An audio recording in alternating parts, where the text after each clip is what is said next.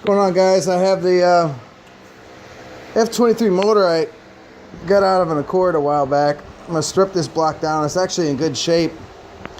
Kind of gutted some of these parts out for the F23 that is in the Ody, but we're going to take this motor and we are going to go ahead and throw this H22 head on. Like I said, it's already got the ports. I'm going to clean all that up though. It's already got the oil ports plugged for a G23 setup. I'm sure you guys already seen the other video. I do have a intake mani for it now. I also have a throttle body and a distributor. Once we get that in, like I said, I got a couple other water pumps sitting around. Got a fresh one here. So what I'll do is the water pump that I got here with the H22 cog on it, I will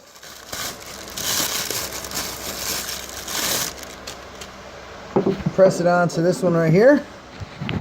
You'll notice the difference there in the teeth size there. So same pump, both F23 pumps, H22 cog, F23 cog. You'll notice this one's probably fine still. It feels nice and tight. You probably get away with using it, but you know why? Actually, you know what? I might still go with this one because this one's actually a Honda one, even though it looks dirty.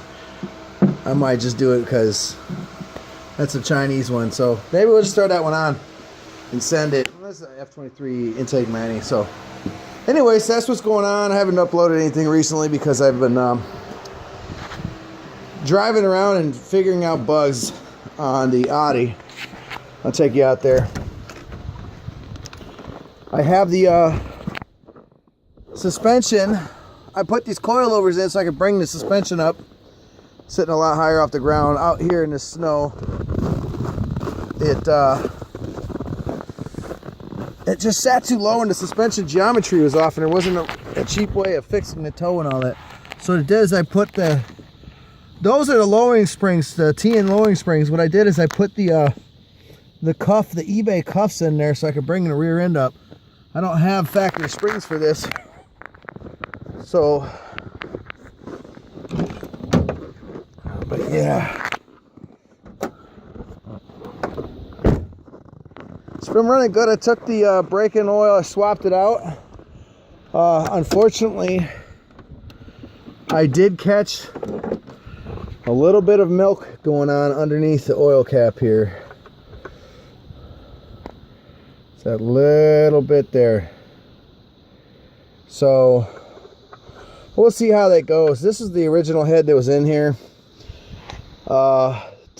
Truth be told, the first time I did a head gasket on this Ody back in 2013, I did the old sand block method where I just sandpapered the deck of this, and it didn't turn out the greatest. So if for some reason that this head gasket isn't going to seal up right, I have spare head gaskets for it. And what I'll do,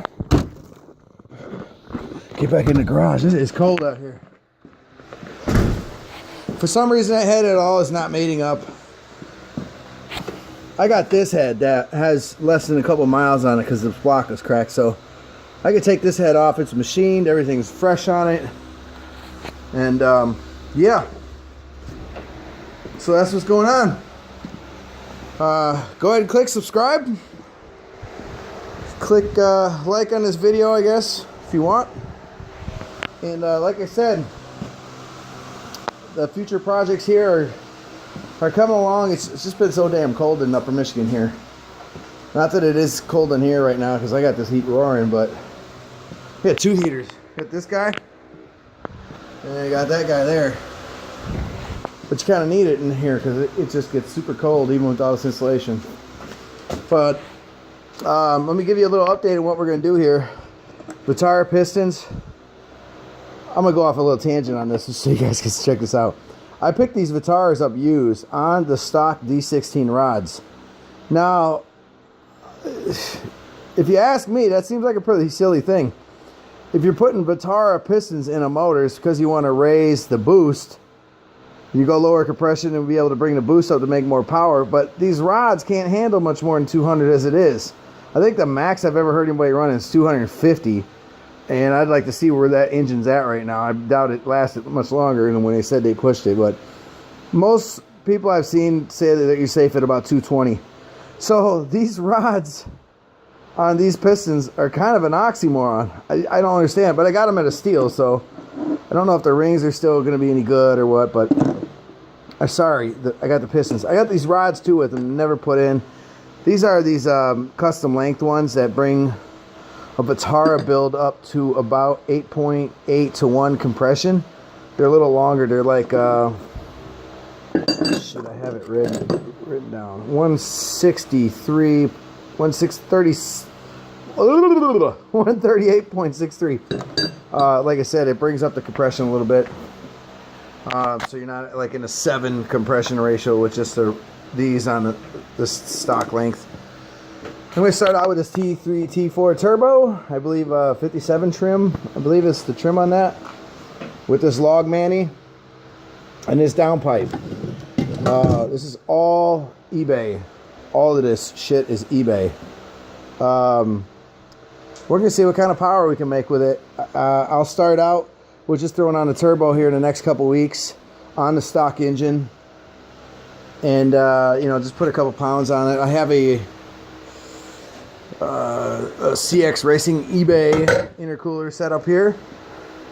Also have oil pressure sensor and gauge here. So what we'll do is we'll run a turbo feed line, turbo return.